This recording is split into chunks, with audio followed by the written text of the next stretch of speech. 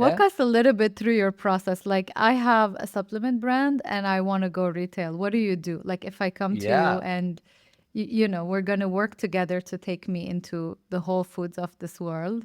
absolutely. So I've launched 3 supplement brands into Whole Foods in the last Mm-hmm. 18 months. Um, so I'll walk you through a little bit of that process.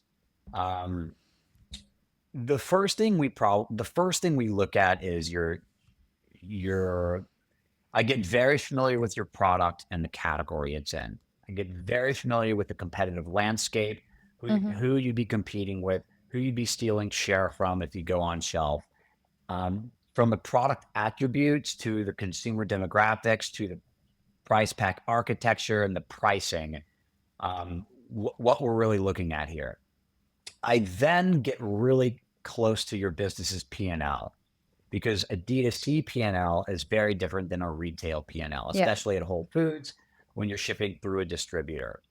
So we get very tactical on what your P&L will look like and how that might need to be adjusted or what any surprises that Mm-hmm. take place in your current status of P&L. Then we look at the two things together and decide if you have the right offering, if your Mm. price pack architecture is optimal for going into Whole Foods. Okay. So that you not only are purchased off the shelf, but also that so that you can potentially get merchandised in different parts of the grocery store, which require Yeah. different price pack architectures. Mm-hmm. That you're right in the right packaging because certain packaging at Whole Foods has to be in push trays.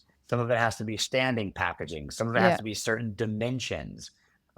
So all of that, in D2C, you can be in any kind of package you want. In retail, it has to fit within the guidelines of the real estate that you belong in that Mm-hmm. category. So we look at that. Um, the big price pack architecture is something that we study a lot of because there are a lot of big opportunities that can take place with certain optimal price pack architectures, including being merchandised in multiple parts of the store, Mm-hmm. along with being an affordable and low barrier to entry price point to consumers who haven't heard of you before. Yeah. We then put together, then it's a big question around, we talk about operations. So we talk about if you really want to do this, do you have the right supply chain set up, logistics set up? Do you have warehousing and your case pack set up correctly? Do you have G10s that are correct? A lot of G10s are your barcodes. Yeah. Surprisingly, a lot of D2C brands have different types of They don't barcodes that have. don't work in retail. Is Yeah. is that is the operations of this thing going to be accurate? And of course, all of this is going to tie to the right assortment if that needs to get adjusted, and then your retail P&L because you want to make sure you're profitable. So many brands launch into Yeah. retail and they realize 6 months that they lose money on Mm-hmm. every unit they sell, Yeah. which is just a really good way to go out of business, unfortunately. So we go through all of that. So when all of that is in a good place, we'll put together your sales deck and your pitch, which kind of encompasses all of this. And if there's a right partner that we'll work with, sometimes we work with retail partners, sometimes we don't, depending on the retailer, to help get you into the right doors. Yeah. Um, we'll talk through demand forecasting at retail and how you create demand plans and make sure that you can forecast the amount of inventory you need available when you do launch into retail. We will get all of your ducks in a row from an operations, from a product offering perspective, from a pricing perspective, all of the Mm-hmm. ducks in a row there from a research perspective. And then we go to the meeting.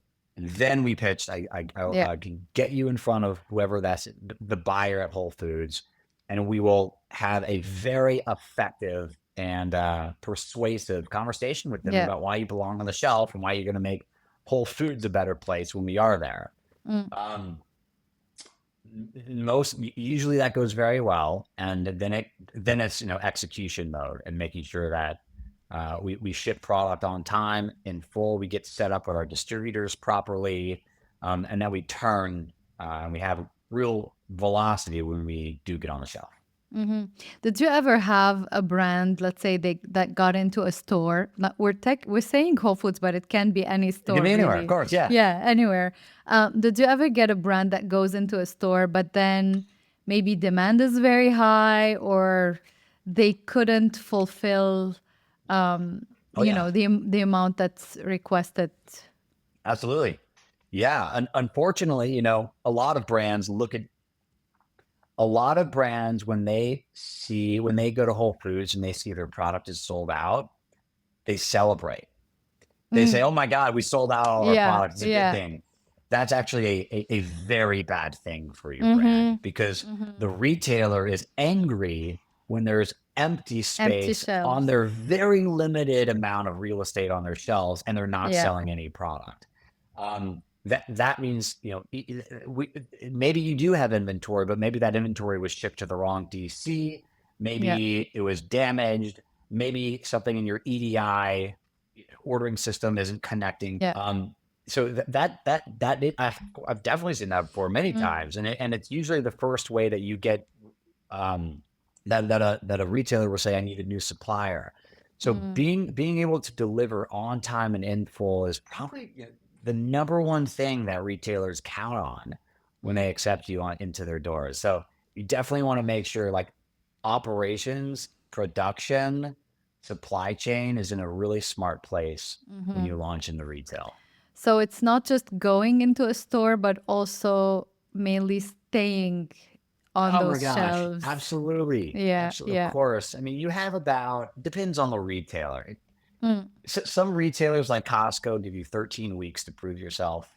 okay. Other retailers give you 12 to 18 months. Mm-hmm. And it depends on the competitiveness of your category. Yeah, If there's a lot of people who could take your place and then you you're more easily it's more competitive. You got to really keep and earn your spot. mm-hmm. But Mm-hmm. if you're crushing it and you're continuing to build great, velocity and you're continue to bring in new consumers into that category, you have an amazing partnership with that retailer, which you should.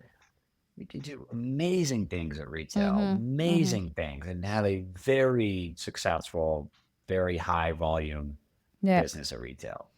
There's a very known Canadian brand. It's a food food item, and they just got into Costco like a few weeks ago, and they were all over social media like, "Please go and buy our products from Costco." I didn't know that it's 13 weeks. 13 weeks is not a long time No, to not at say that Costco you're in your first selling. launch. Yeah, Yeah, Costco has yeah. a very small assortment, the smallest assortment of any Mm, major retailer. They only take a few products per category, whereas most okay. retailers take dozens of products Yeah, and dozens of brands per category. So, um, you really have to turn and prove yourself if you're going to belong in that retailer. yeah, I launched four different brands into Costco last year. I definitely know how competitive it is. yeah. So how does it work? Like if I'm a brand, can I do this myself? If I'm like the expert in everything and I did my market research and I have, everything set up, everything you just talked about, like I'm the expert in it and I'm able to do it, but I don't know people at Costco or Whole Foods or Walmart or whatever it is. Does it work to just like reach out to them like cold calling kind of thing? Or do these relationships with these buyers also help in getting the Mm. products in stores? Having a relationship with the buyer or with a retailer helps undoubtedly, Mm-hmm. but you definitely don't have to have one. Um, you can either cold call that buyer or that buyer sometimes finds you. Yeah. Buyers want to be relevant. Buyers want Yeah. the best products on their shelves, and buyers will often reach out to brands who they Mm-hmm. want on their shelf. Yeah. So there are a lot of different ways to do that. You could call brokers who could make introductions for you. You can cold call and reach out yourself, or you could go to a trade show and bump into buyers who are looking for new products for their shelves. Yeah. Um, to do CPG retail by yourself or with a team of people who have never done CPG retail before is definitely a recipe for um, wasting a lot of money. Mm. It probably can be done, but you will spend much more money um, doing it without guidance and help, or you'll fail. But Yeah.